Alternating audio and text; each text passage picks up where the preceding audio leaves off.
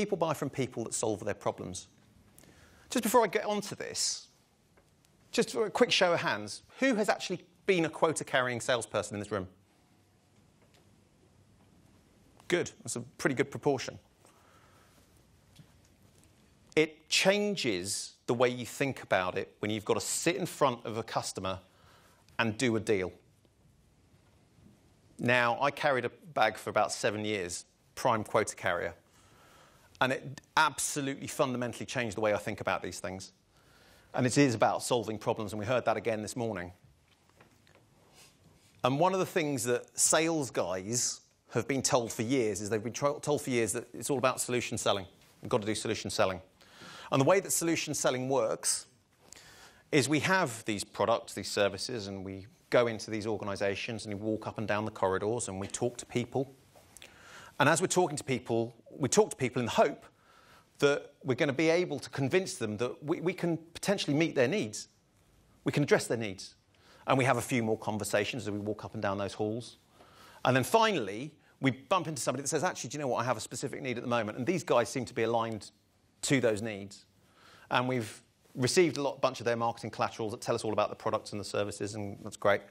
And we've developed this over the last sort of 6, 12, 18 months, depending on what your sales cycle looks like. So you're in. Brilliant. Welcome to the RFP process. And then they invite 3, 4, 5 other vendors to come in, and they make their decision right at the very far end without us ever having spoken to the senior stakeholders. Now, again, in around about the same time frame as Simon Sinek, 2008-9, there was a great paper that was published in Harvard Business Review, which was called In a Downturn, Provoke Your Customers. And that piece of work formed what later became the book that CEB published, The Challenger Sale. And again, this is absolutely key to talking to that latent demand. People aren't necessarily aware of what they need. They think they need this thing over here, but actually maybe not. And one of the approaches that I've taken from this and I bring into the marketing piece now, absolutely, is to turn around and say, actually, this is partly education. If I can talk to you as a prospect or a customer about things that are happening in your industry where I think you're missing a trick, because this is what salespeople are doing, right? And I can go really high within that organization and say, guys, this is the money that you're leaving on the table. I don't care about the technology. I don't care about the software. I don't care about the servers. I don't care about any of that. This is about the metrics that matter to you in your role as a line of business executive. If I can talk to that, somebody's going to go, hang on a minute. I'm leaving a shitload of money on the table over here. Why are we not addressing this?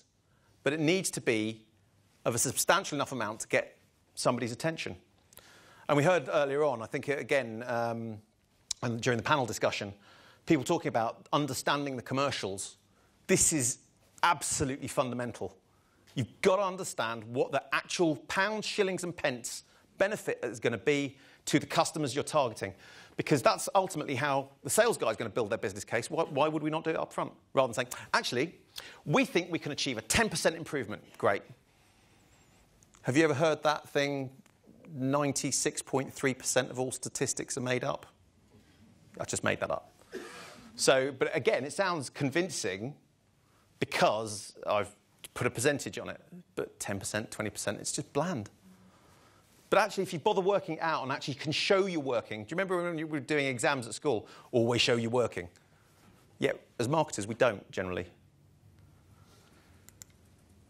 So the way I apply this, and I've done this not just at HPE, but in other companies that I've been in, there are 4 fundamental questions I want to be able to answer before I can go out to market.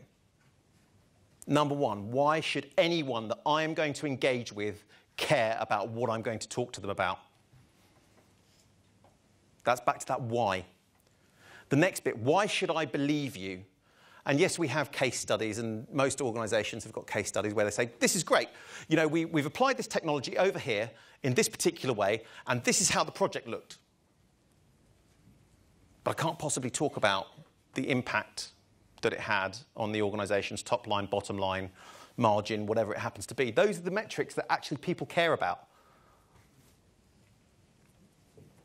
The other thing that we talk about a lot as marketers is we talk about customer journey.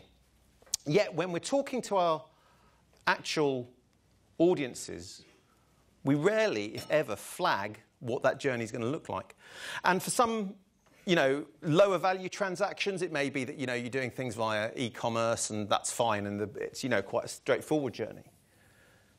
When you're selling solutions at 10, 20, 50, $100 million, actually people are going to want to get into the detail of how did you get to those numbers and what do you want me to do about it? What's my journey going to look like? How are you going to transport me from here as a prospect to there as a customer? What are the hoops I'm going to have to go through? Because the last thing I want to do as a buyer is look like an idiot internally. And the last thing, the why now. What's the compelling reason to act? And again, all of this, it's come from years of sales training, but I don't think any of this is rocket science. You're probably all sitting there going, yeah, this is pretty bloody obvious.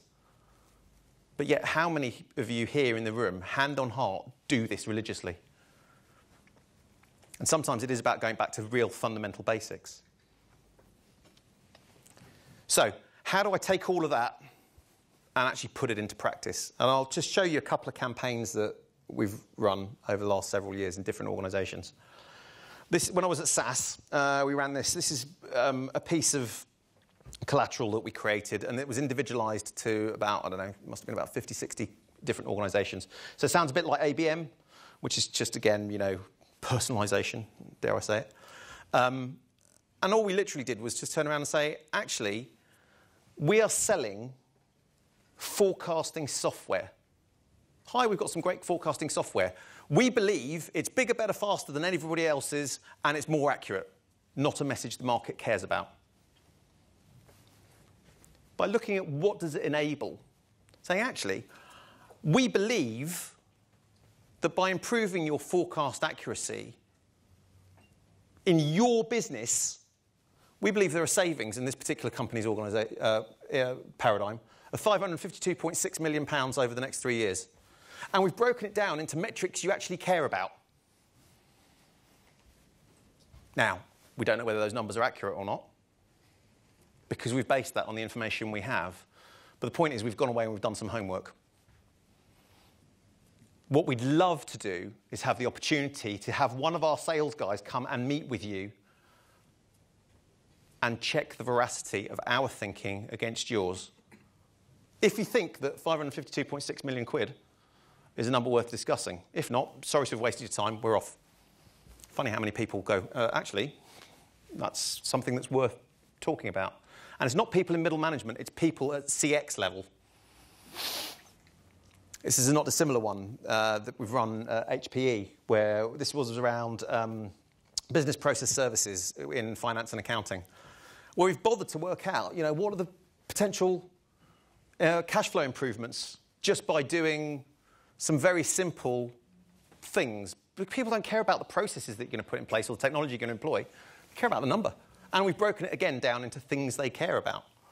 What's interesting is the thing that came back, this email here, actually came from the Group Director of Financial Control for this particular organisation that we targeted. And you can see there, I've been passed the printed proposal relating to possible improvements in the DSO profile. Sounds intriguing. I have seen the potential agenda items, which are interesting, but give no clear hint as to exactly what it is that's being proposed. So we've shown them a little bit, but I'm not going to reveal everything because I want you to take the meeting. That's what we're aiming at. And the sales guys are like, this is brilliant because now I've got a meeting with a senior stakeholder and he's actually coming to us asking for it. This is another campaign that ran, three-month campaign last year, where we targeted 25 banks. And we did these calculations based on what it was we were trying to sell. And we said, actually, this is the revenue that we think is under threat. Don't know whether it's right or wrong, but love to talk to you about it. Funnily enough, 10 senior executives at CXO and CXO -1 level took meetings, and we generated over $45 million worth of pipeline on the back of it. Qualified pipeline. Not marketing qualified pipeline, but the sales guys going, yeah, I've got confidence in this. And that's how we've brought together sales and marketing in those kind of environments. Thank you very much for your time.